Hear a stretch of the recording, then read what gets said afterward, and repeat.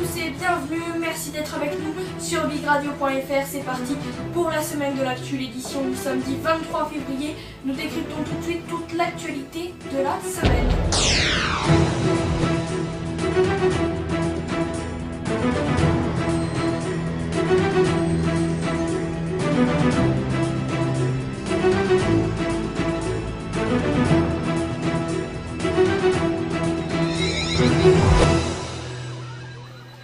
Commençons par parler de l'actualité du lundi 18 février. Et premièrement, l'affaire Spanghero et les syndicats sont soulagés après la rencontre avec les ministres.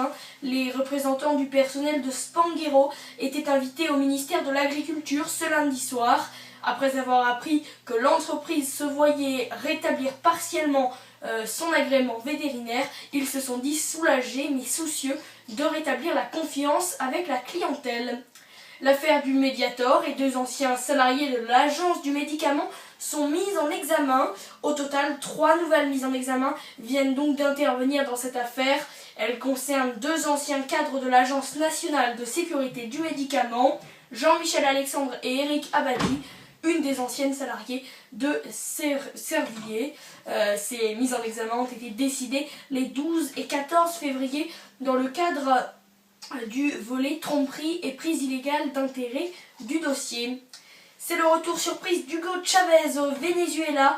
Après 2 mois d'absence, le président du Venezuela a quitté Cuba pour rejoindre son pays. Parti sur l'île de Fidel Castro pour soigner son cancer, Hugo Chavez a annoncé son retour surprise aux Vénézuéliens sur Twitter. Il est désormais suivi à l'hôpital militaire de Caracas, la capitale. L'actualité à présent de ce mardi 19 février, marquée par 7 Français enlevés au nord du Cameroun.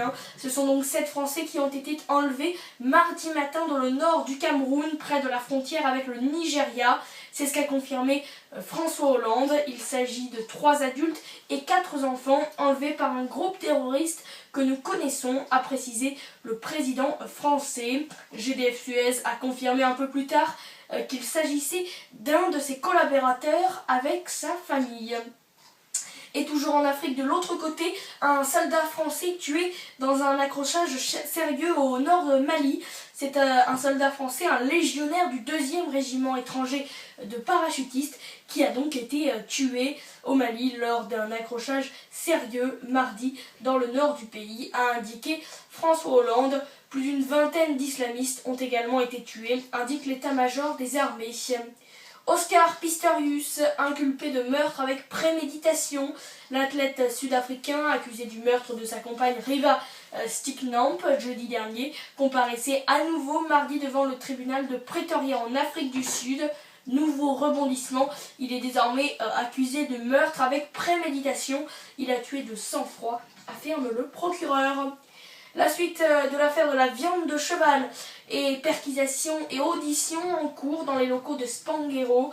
La phase judiciaire de l'enquête sur le scandale de la viande de cheval a donc commencé dès mardi après-midi à Castelnaudary. Une perquisition est en cours dans les locaux de l'entreprise et plusieurs personnes sont entendues par les enquêteurs. La SNCF lance Ouigo, son TGV low cost, et oui, la SNCF a dévoilé mardi son TGV Eco, baptisé Ouigo. Ces trains qui seront mis en service au printemps utiliseront des gares loin des centres-villes comme celle de Marne-la-Vallée. Il n'y aura plus de première classe et plus de voitures de restauration. Dans un premier temps, les TGV Eco permettront de relier des grandes villes comme Marseille ou Paris, voire même Lyon ou Montpellier. Les billets compteront pour un quart d'entre eux moins de 25 €. L'actualité à présent du mercredi 20 février 2013. Ce sont toujours ces Français enlevés au Cameroun, et après l'enlèvement de ces 7 Français enlevés dans l'extrême nord du Cameroun, la France dit tout faire pour retrouver cette famille qui aurait été conduite au Nigeria, voisin attribuant à la secte islamiste revendiquée. Pour la ministre chargée des Français de l'étranger, la zone dans laquelle ils ont été kidnappés ne présentait pas de danger particulier. L'affaire Pistorius encore une fois, et l'athlète est accablé par des témoins et la police. Oscar Pistorius comparaissait donc ce mercredi devant le tribunal de Pretoria pour demander sa libération sous caution. Le parquet a révélé qu'un témoin avait entendu une violente dispute la nuit du drame. En tout cas, l'affaire Pistorius, on va en reparler jeudi et vendredi avec notamment le verdict du procès que vous découvrirez dans 3-4 petites minutes. Mais avant cela, nous parlons de Goodyear et les Échos ont publié une lettre du PDG de Titan, principal repreneur de Goodyear, au ministre du redressement productif Arnaud Montebourg. Le groupe américain explique pourquoi il ne reprendra pas l'usine d'Amiens à Goodyear. Dans un style très provocateur, il déclare notamment que les Français ont 1 heure pour leur pause et leur déjeuner et ils discutent pendant 3 heures et travaillent 3 heures. C'est bien sûr un extrait de la lettre où il déclare également vous pouvez garder les soi-disant ouvriers. Titan n'est pas intéressé par l'usine Goodyear Amiens Nord. C'est ce que déclare donc Maurice Taylor, le PDG du groupe Titan, dans une lettre à Arnaud Montebourg. Il explique notamment que les salariés français sont des feignants, dont Michael Waman de la CGT, où Goodyear dénonce des propos irresponsables et insultants. La politique et les amis de Nicolas Sarkozy se réunissent à Paris. L'association des amis de Nicolas Sarkozy, présidée par Brice Hortefeux, réunit son premier colloque ce mercredi à Paris, en présence des poids lourds de l'UMP. Les débats reviennent sur la place de la France dans le monde sous la présidence Sarkozy. Et Ingrid Betancourt a d'ailleurs rendu un hommage à l'ancien président dans la matinée de ce mercredi. Et puis Ségolène Royal trouve un point de chute à la BPI, candidate malheureuse à la primaire socialiste pour la présidentielle comme aux législatives. Ségolène Royal a finalement été nommée par décret au conseil d'administration de la banque d'investissement public, la BPI, et en sera donc la vice-présidente et la porte-parole. L'actualité à présent de ce jeudi 21 février 2013, c'est Paris qui dément la libération des otages au Cameroun. Le démenti officiel est venu à la mi-journée, quelques heures après que le ministre camerounais de la communication avait démenti cette libération, tout comme l'armée nigériane, une libération annoncée pourtant un peu plus tôt par une source au sein de l'armée camerounaise qui annonçait que les 7 otages étaient sains et saufs. Le président de la République a démenti jeudi soir à son tour la libération des 7 otages français enlevés mardi au Cameroun. Des détenus de l'Anesman, c'est une prison, s'exhibe sur internet arme à main. C'est une vidéo qui fait grand bruit. Des détenus de la centrale de l'Anesman dans les Hautes-Pyrénées se sont filmés via leur téléphone portable en train de menacer d'autres avec des armes blanches. Comment se sont-ils procurés ce téléphone? Comment ont-ils pu l'envoyer sur le net? Et d'où viennent ces armes? Les surveillants des prisons s'inquiètent. En Tunisie, des suspects arrêtés après l'assassinat de Chokri Belaïd, c'est le ministre de l'Intérieur qui l'affirme. L'enquête a bien progressé au point d'arriver à l'arrestation de suspects. Cette annonce vise sans aucun doute à calmer les esprits d'un pays pour le moins agité depuis l'assassinat du célèbre opposant. Et puis un attentat dans le centre de Damas fait plus de 50 morts. Une attaque suicide a donc eu lieu jeudi dans le centre de la capitale syrienne sur un boulevard fréquenté proche du siège du parti Baas. Le bilan pour l'instant fait état de 53 morts et plus de 200 blessés. Et puis journée de tension au Mali, au moins 2 civils ont été blessés ce jeudi matin dans l'explosion d'une voiture à Kidal dans le nord du Mali. Plusieurs sources locales évoquent un attentat suicide. L'attaque a eu lieu à moins d'1 kilomètre d'un camp de militaires français. Plus au sud, à Gao, les soldats maliens et des islamistes se sont affrontés ce jeudi matin.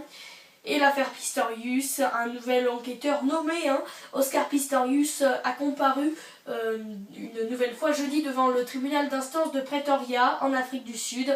Il n'y a pas eu de décision sur sa libération, mais l'audience s'est poursuivie ce vendredi 22 février 2013 et le verdict, c'est que le juge du tribunal de Pretoria a accordé la liberté sous caution à Oscar Pistorius Pourtant, le matin même, le procureur avait accablé l'athlète handisport accusé de meurtre sur sa compagne Riva Steknamp, tandis que la défense avait pour la première fois reconnu un possible homicide involontaire. Il sera convoqué à nouveau devant la justice le 4 juin prochain. Bruxelles prévoit une croissance quasi nulle pour la France cette année et un déficit public à 3,7%. La Commission européenne a publié ses très attendues prévisions de croissance pour 2013 et 2014, où l'on apprend finalement que la zone euro sera toujours en récession cette année, à moins 0,3%, alors que l'ensemble de l'Union européenne sera à plus 0,1%. La reprise est attendue en 2014, plus 1,4% pour la zone euro, plus 1,6% pour l'ensemble de l'Union européenne. Et la France ne devrait connaître qu'une très faible croissance cette année, plus 0,1%, mais plus importante en 2014, plus 1,2%.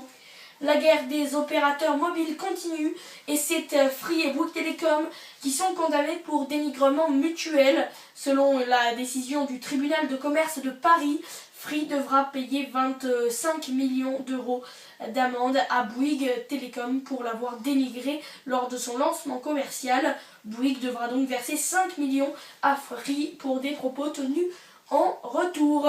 Et puis Spanghero, c'est l'abandon du négoce de viande et le chômage partiel à Castelnaudary. La société Spanghero ne négociera plus de viande. Elle abandonne cette activité, a-t-elle annoncé ce vendredi. Un peu plus tôt, le gouvernement avait maintenu la suspension de cet agrément décidé le 14 février. La société affirme que sa décision avait été prise avant. Dans la soirée, lors d'un CE, elle a par ailleurs annoncé des mesures de chômage partiel à Castelnaudary. Voilà, c'est la fin de la semaine de l'actu. Merci à vous tous et toutes de l'avoir suivi. N'oubliez pas que nous serons là, bien entendu, la semaine prochaine, samedi prochain. Et puis que vous pouvez suivre toute l'actualité en direct sur notre site www.bigradio.fr. Merci à vous, bon samedi et bon week-end à tous.